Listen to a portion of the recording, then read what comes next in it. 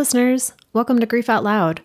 Remember the last time you tried to talk about grief and suddenly everybody left the room?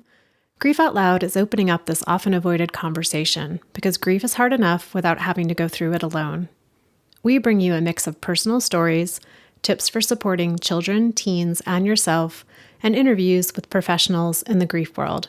Platitude and cliche-free, we promise. Grief Out Loud is hosted by me, Jana DeCristofaro, and produced by Dougie Center, the National Grief Center for Children and Families in Portland, Oregon.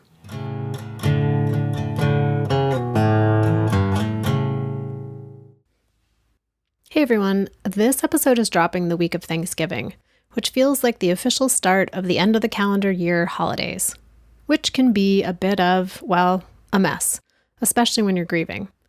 If you're needing ideas for how to support yourself, the people you work with, or friends and family, we're hosting a webinar on Thursday, December 7th. You can learn more about it and sign up at our website, www.dougy.org. So last week, my dog, Captain, got really sick. He's 14, so any kind of sick feels like it can get real dire, real fast. Logically, I get that working in this field does not grant me immunity to having my own emotions. And yet, emotionally, I still really, really, really want that to be true. He's doing better this week, but when things were at their worst, I kept saying to myself, I don't know how to do this. And by this, I meant, what am I going to do if he dies? It was a real bummer, to be honest, because like I said, I've spent 20 plus years watching people do it. And by it, I mean finding ways to keep living after someone or a pet or something they don't think they can live without dies. So how come I found myself facing the same doubt and fear at the edge of the unknown that the people I work with do? I don't know for sure, but I think it's because there's really no way to predict with any kind of certainty how grief is going to make itself at home in our lives. Will it sneak in slowly and quietly? Will it crash on through, taking out everything in its path? Will it sound alarms in multiple rooms? Will it take up residence under our beds, coming out only when things slow down and get quiet at night? It's true that as people and as a field, we do know some things about grief. But even when we study it, we can't say for sure what kind of housemate it's going to be when it moves in to our house. This was particularly true for Meghan Riordan Jarvis, a trauma-informed psychotherapist with over 20 years of clinical experience. When her mother died suddenly, just 2 years after her dad had died of cancer, Meghan's professional knowledge wasn't enough to keep her from experiencing intense PTSD, post-traumatic stress disorder. What her training did afford her, though, was the ability to recognize that she was developing PTSD and that she really needed help. Meghan recently released a new book about this experience. It's called End of the Hour, A Therapist's Memoir, and it chronicles the life events that led up to her developing PTSD and the avenues she took to get treatment. If Meghan sounds familiar, it means you're either a longtime listener of this show or you follow other griefy podcasts, including Meghan's own podcast called Grief is My Side Hustle. Meghan was a guest on Grief Out Loud back in 2022, so if you missed that one, be sure to check out episode 222. Meghan, thank you for coming back on Grief Out Loud. This is take 2 for our interviews together. I am so delighted to be back. Our first interview was one of my favorites, and I am really looking forward to talking to you again today. Well, I know we're going to be talking quite a bit about your book that is newly out on November 14th called End of the Hour, A Therapist's Memoir. But for listeners who didn't catch our first interview, can you give a short overview of how you came to write this particular book? Sure. So I am a trauma-informed therapist, trauma-trained in Washington, D.C. I've worked clinically for about 20 years with people who are struggling, I would say, with the pain of some sort of loss. So I specialize in grief and loss, and I've done that for a long time, partly because I had a significant childhood loss, and I just felt drawn to that work. And in 2016, my dad was diagnosed with small cell cancer. And after about a year, he died of cancer. And then in 2019, my mom died suddenly while I was on vacation with her. And sort of maybe the unique, although not unique, experience that I had with those two back-to-back losses is they sort of triggered some unresolved grief and loss from that childhood experience. And I got really sick with PTSD very fast. And I had that, what I call sort of observing ego, like the metacognition of watching my body begin to have these symptoms that I have treated for decades and knew it was like seeing a tsunami on the horizon. Like I knew I wasn't going to get out without some really significant intervention. And ultimately, I checked myself into the same inpatient facility that I send all of my most complicated cases and received the same treatment there. And when I came out the other side, I really wasn't interested in talk therapy, but I was doing a tremendous amount of writing, mostly journal entries. I sort of found a favorite journal and a favorite pen and did a lot of writing. And it was so helpful and supportive for me because what it meant was I was taking some of the PTSD images, some of the ruminations I was having, and recording them so that my brain almost like trusted that it was okay for me not to think about them so much because they'd been written down on a page. The story is written with all of my grieving clients in mind. Everything they've ever told me, the fights that they got in with family members, the way that they were distracted and accidentally, fed the turkey to the cat, and the way that they couldn't go back to their jobs, or the way they couldn't sleep or couldn't, everything that was true in their lives turned out to be true in my life in some way. And so part of the book really is kind of like a love letter to all the people that I've worked with to let them know, I think I intellectually understood it then, but I have an embodied understanding of that kind of profound loss that they came to get support from me with, which I think they got. But certainly people who come to see me now, they feel a different kind of empathy because I get it differently now. Well, when I was reading your book, you think about this idea of the event happens, the reaction and the response build, you go to treatment, and then you think, oh, treatment is over. And then to think like the writing of the book was the continuation of the treatment and the healing, and then becomes this product to support others. So just, sitting with that kind of ongoing nature that it's not just a stop and start sort of situation. The other thing I'm thinking about is there can be this resistance for folks who are grieving to let go of particular emotions or let go of particular experiences from this fear that it could also mean, oh, I'm letting go of my person who died if I don't have these ongoing, really painful memories or this emotion that's really maybe injurious to myself, but that's how I stay connected. And now you, as someone who's gone through and done so much therapeutic work through your grief, what's your current relationship to memories of your parents? That's such a good question. And it's a thing that I would say is like still ongoing and evolving. So I know that there are grief theories that are out there that sort of one of them continuing bonds is this idea that we kind of transfer the living relationship into a different kind of relationship now. You can say you have a relationship with a memory or that you're having still a living relationship, but that you are speaking for and thinking for your deceased. I have found all that super tricky. So I didn't have a hard time letting go of the emotion of it because most of the way that the emotion, it was like being in a speeding car. Like I understood that the speeding car was on account of this terrible traumatic thing that happened. And I want to pause here just to say, because I think this is important, the way my mother died was in her bed, in her sleep, in her favorite pajamas, holding her rosary. So my mother did not have a traumatic death. I had a traumatic experience with her death. And I think that can be really confusing for people. Like they can only have a really strong reaction if someone was violently murdered. I mean, my mother was an old lady who died in her sleep. It's the kind of death everybody wants. But the way that landed in my system was totally traumatic. And so most of how that felt to me was like as if someone plugged me in and I had like a hum, a refrigerator hum at all times. And sometimes it felt like a buzzing light bulb, and sometimes it felt like an electrical storm. Most of what I worked through was turning that knob down. And I never felt like that was a great testimony to the relationship I had with my mom or my dad, that I was so physically dysregulated. I never wanted that. I never thought that they would have wanted it. And to be honest, I mostly found it kind of embarrassing. I didn't find it like a tremendous testimony to them. And when I was in treatment, actually, one of the treatment providers said that, like, isn't this an incredible testimony to how much you loved your mother that you got sick?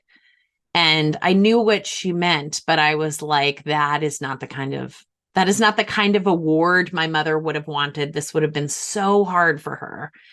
But I do find myself, and I think about the Rabbi Steve Leader all the time. I adore him. I do find myself doing what he says, which is looking at the world through their eyes. My mom really loved the fall, and our leaves are falling right now. She really loved birds. She really loved gardening.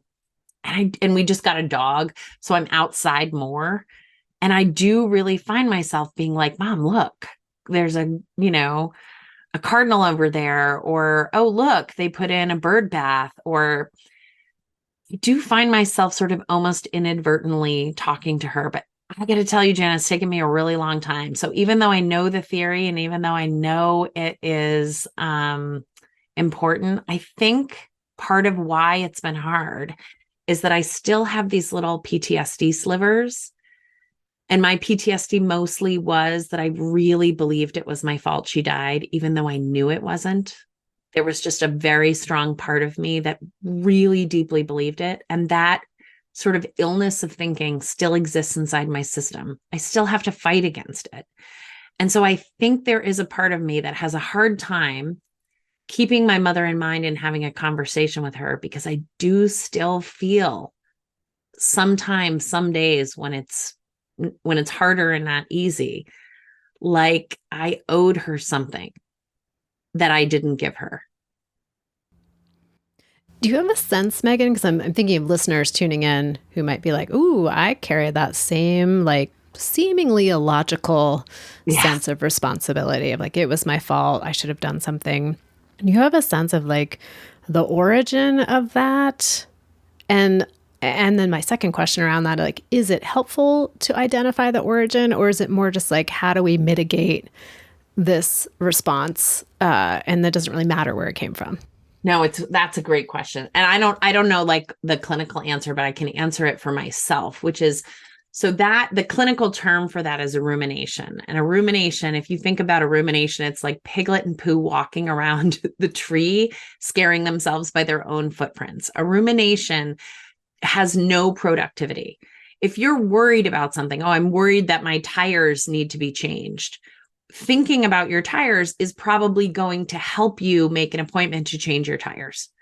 Ruminations there are various different kinds. I write about this in my clinical book. It's written about by Mary Frances O'Connor and Tracy Shores in really great ways. So if people want more information, those are two wonderful people to go and look at. But essentially, a rumination is a distraction. It's there to, like, sleight of hand, like a magician, like, come over here and be intellectually distracted by constantly checking. It's obsessive, constantly checking in with this. And so for me, mine was constantly checking in with intolerable images and this belief that I should have done something differently so that my mother didn't die. And what was incredible about it is, like, I impaneled a bunch of doctors to go over her medical chart because I felt so overwhelmed by the idea that something was missed. The doctors did that, and they decided that most likely she had died of a bleeding ulcer. Now, I don't know if that's true because we didn't do an autopsy, but 3 out of the 4 doctors believed that this was a standard presentation. And guess what? They don't catch bleeding ulcers. They're like really hard in an emergency room. Based on my mother's presentation, all of the doctors were like, I probably would have missed this. She would have bled out. She would have died no matter what. And so once they gave me that, my mind popped to a totally different idea of what I should have done differently. So it wasn't that she didn't get exactly the right medical care. It's that I shouldn't have made her come to Maine with me the week before, and she maybe would have gotten, I mean, so ruminations are really doing a job for you. And I think about them in an IFS way. Dick Schwartz talks about different ways that your mind comes up with to protect you. If you think about alcoholism is one way, a part of you that can exist in order to distract you from hard feelings. That's a very extreme example.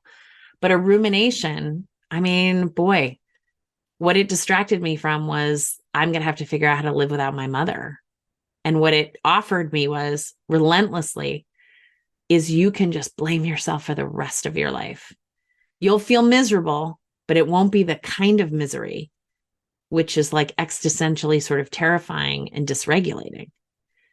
So I do think we don't talk about ruminations a lot. I think there's a lot about rumination that can be, if you talk to people who've had suicidal ideation, ruminations are in there. And if you talk to people who have OCD, ruminations are in there. So I think we, as sort of a culture, don't understand how problematic they can be. But as a clinician, it is one of the things that I ask. And it is one of the things that I use as a diagnostic. And I'm not trying to pretend that other people do this, but if someone says to me that they have relentless thoughts that battered, that do not quiet, that usually does mean to me that we're going to be doing some more significant intervention to try to quiet the brain down and naming, listen, your mind wants you to think about this because this is actually simpler. The other piece is your mind is always trying to protect you. So if something really catastrophic happens, it wants to code all that data so that nothing like that ever happens to you again. So there is, even when it's not a rumination, that's a PTSD rumination, your mind is going to double check, triple check all that information so that it codes it so that if in the future we see any of that again, we try to avoid it. Yeah, we see that with kids so much when they're like, well, it's because I wore the red shirt today, or it's because I put my hair back in a ponytail. And if I never do that again, nothing bad will ever happen. Yeah, all that magical thinking, which makes perfect sense when you're a kid, because how can they understand a world that has, such profound devastation?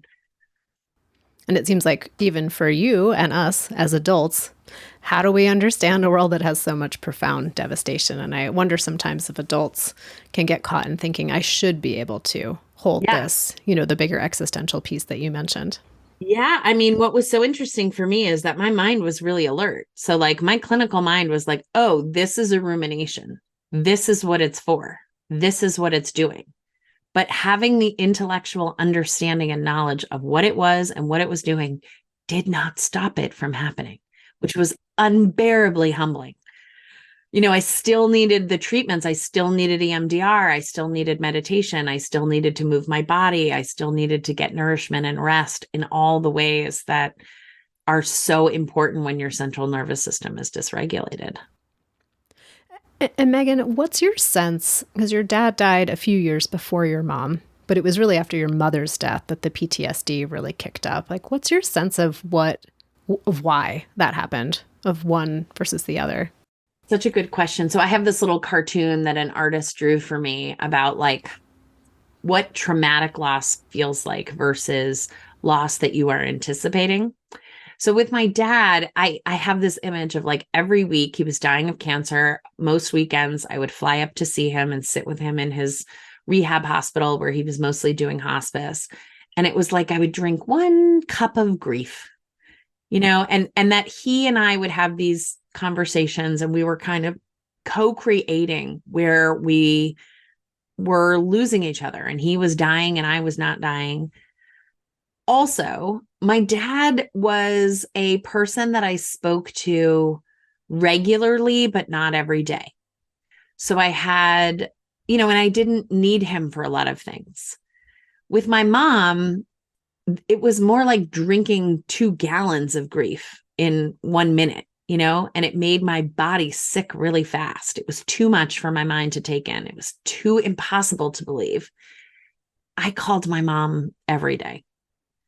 And so I do think that, with my dad, I had maybe more of a healthy distance. I had done a lot of separation from him. And I think probably underlying my relationship with my mom, and I talk about it in the memoir, is that there was more codependence, more wanting to be a person in her life that made her life easier, and wanting her approval, and just it in general, not knowing which things were in my life 100% because I desired them versus which things were maybe in my life because I think she would have thought they were good. And I had this moment. It's not, I wrote about it, but it's not in the memoir, I don't think, of like, I had just had this crazy ear surgery, and I was sitting on my couch, and I was like kind of stoned on the pain medicine.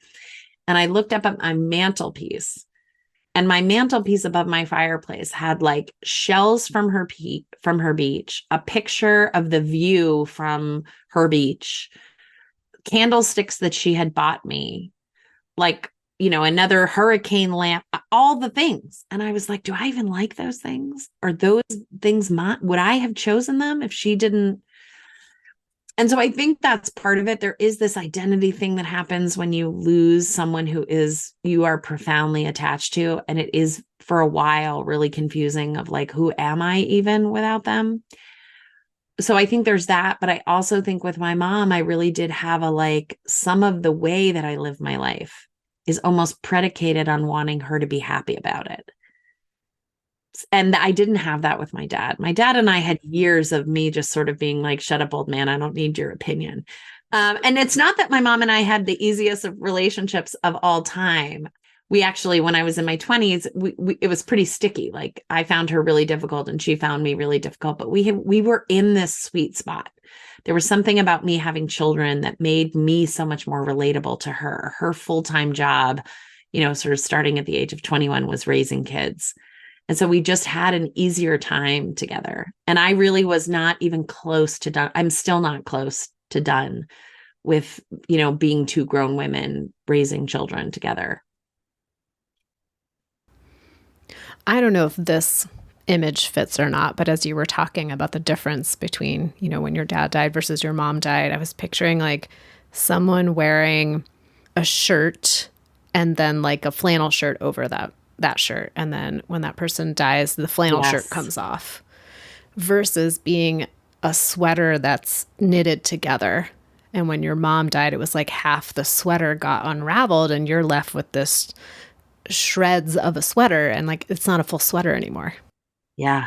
I mean, what I found unbearable, and it's in the book, is like I couldn't be around people who knew me because I just was like, I am not that person. The person, I don't know who I am. I don't know if I'm reliable. I was so dysregulated. I was angry at everyone all the time. I wasn't eating and I wasn't sleeping. And I still looked like a human, right? I still had clothes on. I mostly was still showering. I could still formulate words. And I really didn't flip out on too many people too many times. So I do actually, with the people who are close to me, they have read this book, and many of them have come back and said like, oh my God, I had no idea how bad it was. And it's not like I was hiding it. I didn't have the energy to hide it. It's just hard to see. So yeah, I really like that image of like a sweater that falls apart, because it's not like I can continue to wear it. I had to figure something else out. And for a while I did feel wholly naked in front of people who knew me. I found it much easier to be around people who'd never met me before. One of my sons started a new soccer team, and it was like a different school, different parents. None of them had ever met me, but I will tell you, I remember the day, because we did know the coach. That's how we got on that team. And I remember the day the coach looked at me and I was like, oh, he knows. And then it was like, the jig is up. I can't just like pretend to be a shell of a person that's like, faking it. He kind of knows that it's all not okay. It's interesting being a reader of your book, because reading through it, it was very clear to me how not okay you were in the world. And so to hear that people who were coexisting with you, couldn't see it as much. But in your book, you do a fantastic job of really laying out like how dysregulated and unmoored you were. Yeah, I mean that is probably the gift of having a really great editor. There are some chapters in there that were incredibly hard to write. I couldn't even pull them from my memory. There's this a scene where we're driving away after my mom dies, and that's probably the last scene I wrote because I just couldn't even remember it. And then one day, Lisa Schulman, who's a neurologist, she was like, just keep writing, just keep writing. The memories are there. You were there. And just like one day I could remember what happened. And a really fantastic editor, Carolyn Murnick, said, you have to give us an entire tour of what is going on inside of you, an entire tour, because we need to see that from your side. Because really what I wanted to say was like, well, it looked like this, but it felt like this. And she was like, that doesn't matter. So I think if you did an interview with my children or my husband, I mean, my husband knew, my best friend knew, some colleagues knew, some of my siblings knew. I mean, I stopped being able to say words. I couldn't, I was getting sicker and not better. But my neighbors did not know. And, many of my friends, because I had clothes on and I would say, sure, you can come over for, a few minutes. They didn't know that I hadn't left my porch physically for an entire month, because why would they know that? And I knew enough not to tell them. I didn't know enough to sort of keep it a little bit under wraps. I didn't have shame about it. I just wasn't sure what I was doing about it yet. I just wasn't sure what my plan was. For a while there, I was like, well, if I get enough therapy, like if I set up, because that's the deal with therapy. It's like, well, if you can treat your symptoms with outpatient treatment, then great. Then you can stay outpatient. But we call it the next level of care. If that doesn't work, you got to go to the next level of care. And it's not like there's not nine options. And so I just hadn't really decided what I was doing next. And so it was a big jump for some people to be like, oh, thank you for the spaghetti you brought me. And tomorrow I'm going to fly to Tennessee and check myself into an inpatient facility, and I'll be gone for 3 weeks at a minimum. For some people, they were like, wait a minute, what? And I, again, I just didn't I couldn't translate myself to people at that time. I could kind of only be exactly as I was, which also, I look back at that. I look back at myself, and there are some things that people have said to me, and I'm like, wow, I don't remember that at all. Like, I didn't know that happened. I didn't code that piece of information.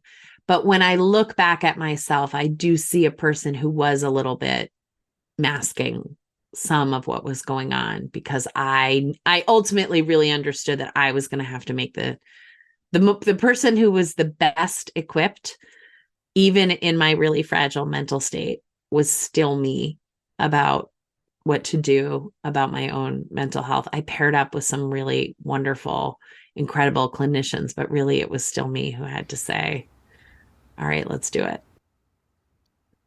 You alluded at the beginning to, some of the symptoms and the signs that were building and continuing to accelerate when you were like, okay, now it's time to move from me trying to do the stuff I tell my clients to do for myself. Like, I need the next level of care. What were some of those sort of signs and symptoms that helped you make that decision? Yeah, that's a great question. That's a good thing to tell people, because because we don't have core grief education, right? Like, knowing that when little girls get their periods, they might also get a hormonal headache, like telling them that is helpful, because then they're like, oh, I have this. I'm not dehydrated. I have this because of hormones. So I think one of the first symptoms that I had was I felt really spacey. So I had some dissociation that started kind of early, maybe even like a day after I was pretty sharp. I was pretty adrenaline running in the beginning when you have to do all the things. But there's a scene where I go to CVS and I am trying to dispose of her pills. And that is a really cloudy, like, this old lady helps me. And we took the line out because it was a little confusing. But honestly, I'm not even sure there was an old lady. Like, I don't know if I didn't dream her up. So that was the first thing where I was like a little spacey, and I couldn't remember like whether that person had come to see us when my dad died or whether my mom died. Like, the clarity of thought started to really go first. And then I had really low muscle tone. So my torso, I like needed help. There's some movie that I can see in my mind where Steve Martin must get hit by like a tranquilizing dart and then he's flopping his torso around. That's what it felt like, Jenna. I just did not have the muscle tone to move my body myself. And so doing things like getting in and out of cars, I just was like, I'm not sure I'm going to be able to do that. And then I would do it. And I wasn't really sure how, or I would look at the shower and be like, I don't think I can take my clothes off, get in the shower and get out of the shower and put clothes on. So those were the two primary ones. And then just relentless sleep interruption. In the beginning, both with my dad and my mom, I had much worse. With my dad, I had really, really terrible nightmares about him and his death and like things that were non-existent and unresolved. So I'm not really sure what the purpose of those nightmares were. And they did eventually resolve, but the sleeping was really hard. And with my mom, I just didn't sleep more than 2 to 3 hours at a time. And most of the time would wake up at 3:30 in the morning and be awake, and then I'd be awake till about 7:30 when my kids would go to school. And then sleep for a couple of hours, then be awake and sleep. And the last symptom, which still exists for me, is I find it really hard to eat. So what is interesting to me now, even though I do so much body-centered work every single day, is it is a little bit like, oh, that sweater, I often call it my M&M shell, like my hard candy coating, like it's not coming back. I'm not getting re-dipped so that so I kind of get a little melty pretty easily. And so keeping my body in regulation is tricky. And the thing that I know when I'm not in regulation is I just have no hunger. I can go days and days without eating. And when I say without eating, what I mean is I cannot eat. I can't bring myself to eat. So I have foods that I have committed to eating that are nutrient dense and they're smoothies and things. So like I have people that are working on it with me.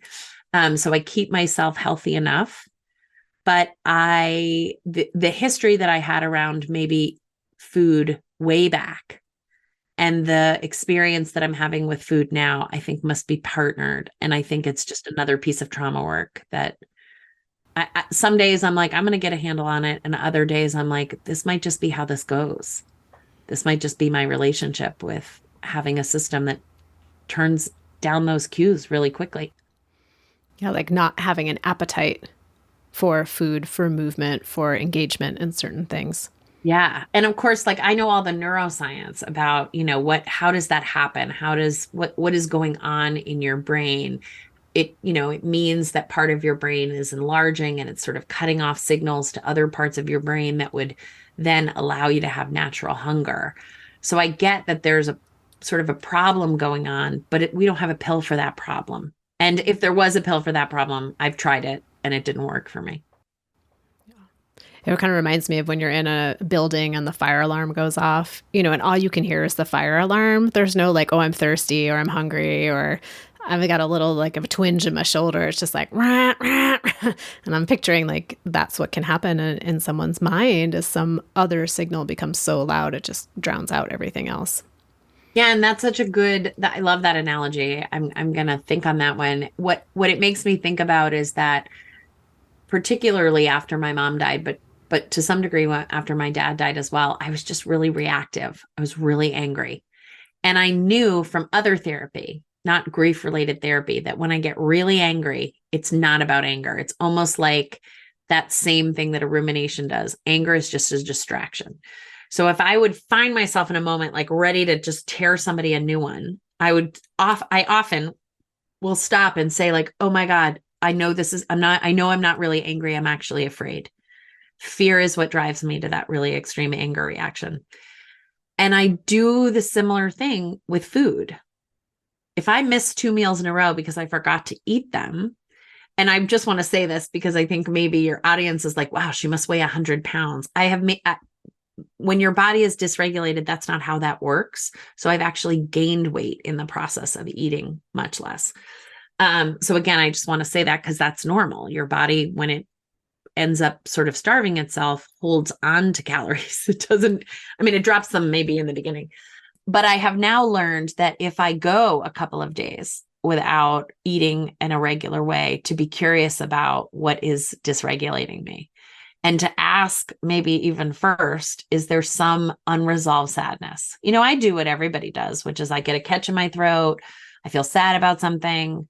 And then I don't go back for it later. I compose myself in the moment. This happened a lot when I was doing the audiobook for End of the Hour. You got to read it. And I would get really emotional and then compose myself and then finish reading it. And after 3 days of that, I spent like, I don't know, 10 hours crying because I was like, I had that sorrowful reaction. I can't keep it inside my system. I have to get it out. And I watched some reliable movies that I have that help me cry in order to make that happen. What's one of those? Terms of Endearment just kills me. And actually Terms of Endearment and also Shadowlands. These are movies from the 90s, but in both of them, the actress Deborah Winger, who no one young will know because she's not still acting, dies of cancer in both of them. One, she plays C.S. Lewis's wife. One, she plays, I think it's Jeff Bridges' wife, but they're just really sad to me. They're just, a young person cut off in the prime of their life is just too heartbreaking. And what I'll say about dysregulation also is that I can be equally as dysregulated by something extraordinary. I sat through the Eras movie, Taylor Swift's Eras movie, weeping the entire time, just weeping because it's been a hard time in the world. And so watching joyful music full of color that has all these eighth graders in a theater singing at the top of their lungs was so needed.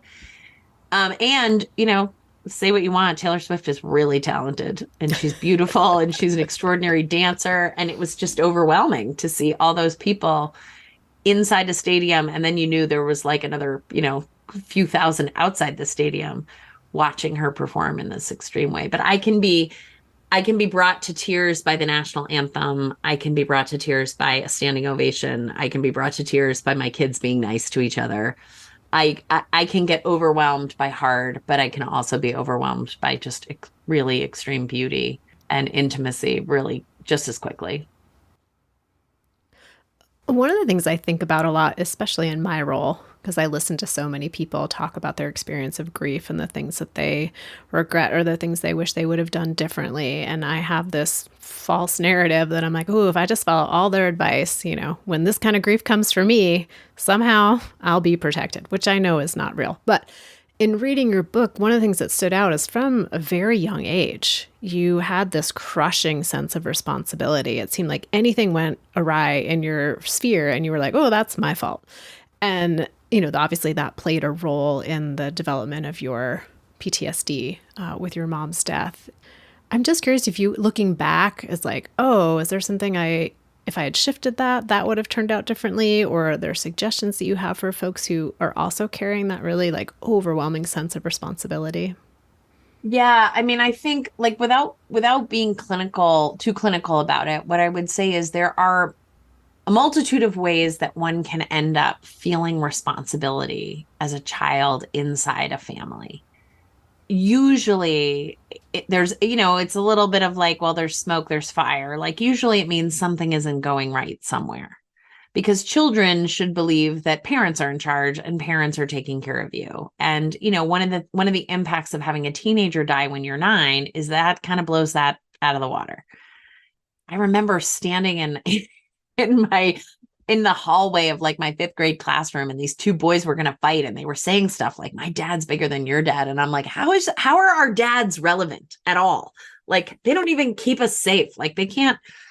So, I know as a clinician, things like if you have parents who have addiction issues or mental health issues, but certainly having a death that is never spoken about, you don't have to call that a mental health issue, but it's sort of like a system-wide trauma.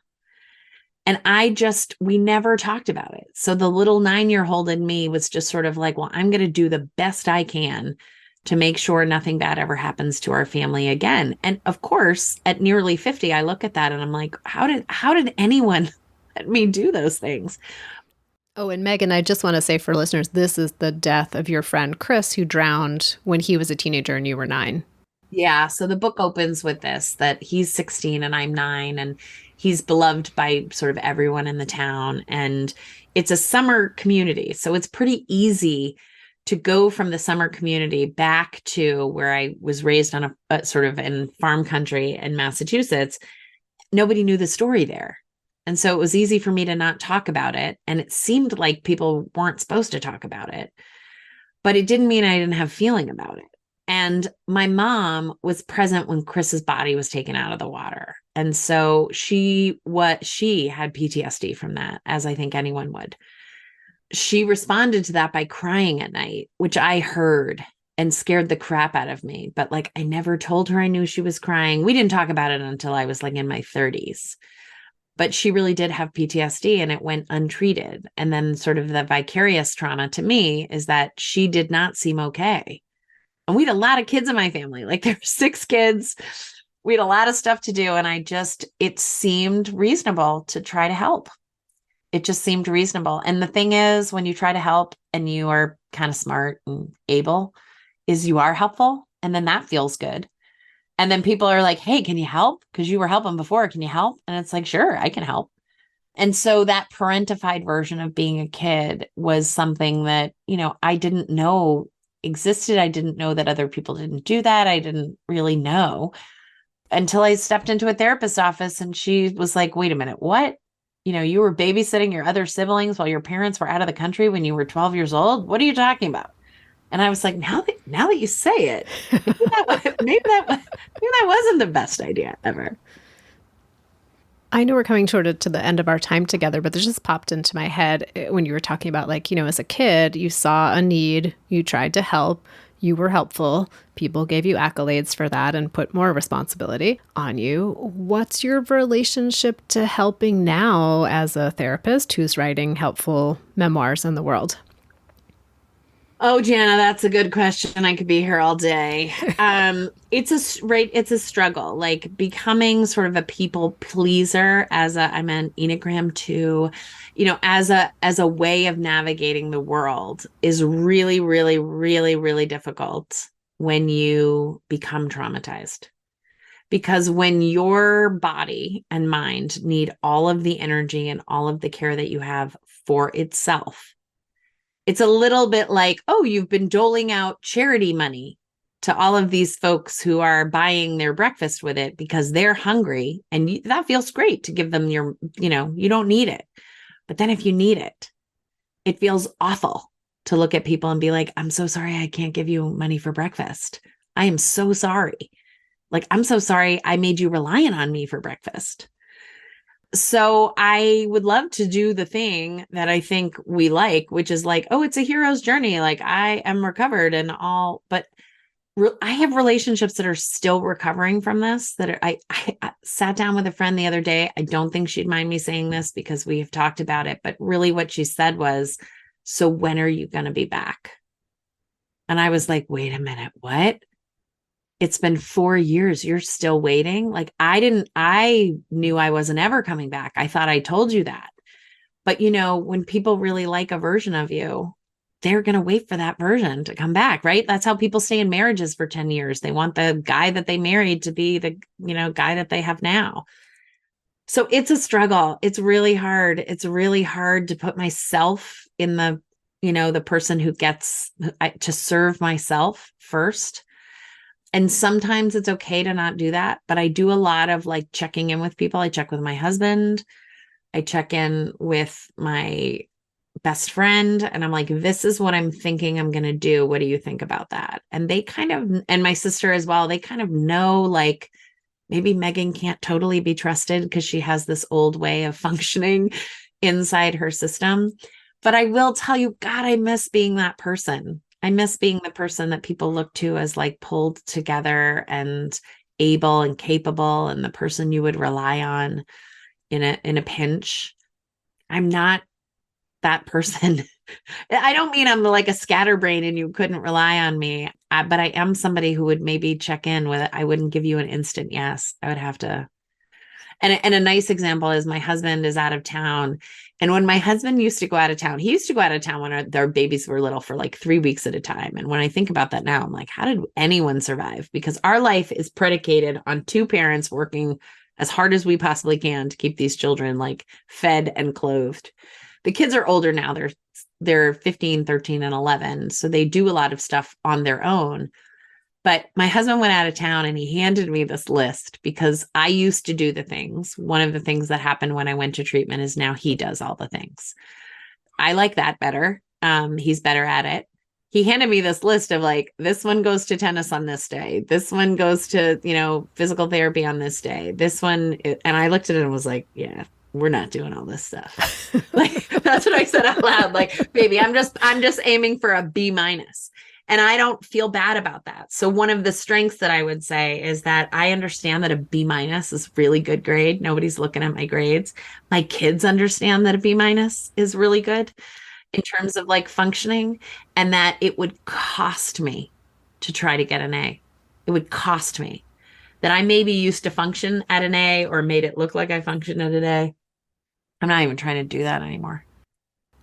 Here's cheers to B-. Right? B-. Across the board. Totally passing grade. Okay? Totally passing grade.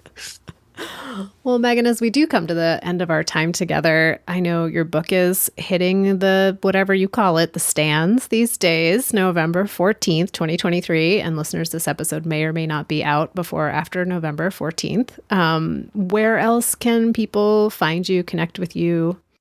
Sure. Yeah. So I have a website. If people have questions, both myself and my business partner, Julianne, were really responsive to DMs and all of that. So you can find me on Instagram. That's a great place. I put a lot on LinkedIn because we do a lot of corporate support for companies that are struggling with grief and loss in the workplace. My website is just my name, Meghan Riordan Jarvis. You'll have to look at the episode to look at the spelling because nothing, there's extra letters in all the places that you don't want them to be.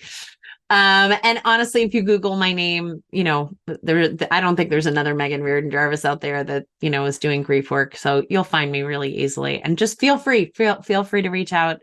Just this morning, I woke up to someone I didn't even really know in high school sent me the most beautiful DM saying that his father's been dying and that he did die this weekend, but that he felt more prepared because he had been listening to Grief is My Side Hustle podcast and listening to, all the people that I have on the podcast, looking into their work and just becoming grief informed. And I just thought, that's what we're trying to do over here. So if people have questions, reach out. I love it. And we're pretty good at responding. And yeah, listeners, I'll put all that stuff in the show notes. You can find Meghan. And yeah, Meghan, congratulations on the new book, End of the Hour, a Therapist's Memoir. Thank you for taking time to be on the show today. It's always great to connect with you. I'm so grateful to be here. I just love this show. You do such a good job of bringing the important parts of the stories to the forefront so that everybody can benefit from them. So thanks for having me. Really grateful. And listeners, I say it each and every single time, thank you for being part of the show, being part of our community. I'd love to hear from you. You can email me at griefoutloud@dougy.org. That's dougy.org. That's also our main website where you can find information about our local programming, all of our free downloadable resources, and each and every episode of Grief Out Loud. Always excited to share that this podcast is sponsored in part by the Chester Stephan Endowment Fund. Thanks again for listening. We hope you'll join us again next time.